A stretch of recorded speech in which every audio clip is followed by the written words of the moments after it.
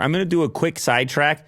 There's been some comments asking me to respond to Louis Rossmann, and I realized that I haven't. I did actually reply to a comment which was essentially the same question, because he didn't ask the question directly on any, as far as I'm aware of, to me directly, but he was asking about, obviously, right to repair, my background in repair, having had a mostly Apple-related repair shop prior to this channel, which I've covered in the past.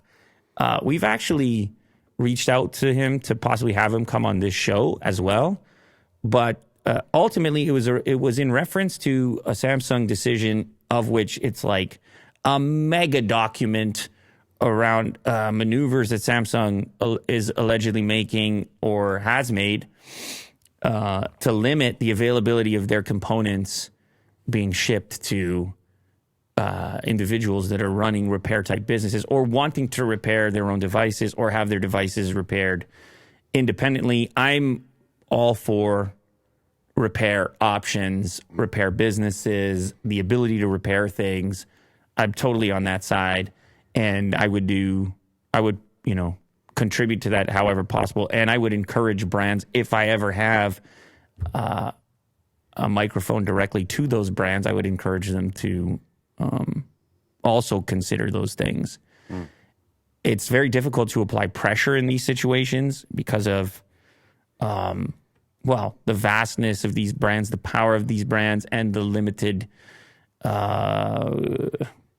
everything is so much more integrated now. Sure. And so much more proprietary. I mean, when I started out with it, it was a totally different scene, and it's a scene that I haven't been personally involved in or as intimately involved in as Louis has. It's funny, double Louis. Yeah. As Louis Rossmann has in recent years. So it's when the topic comes up, it's just that I'm not as versed because I've sort of moved away from that business directly.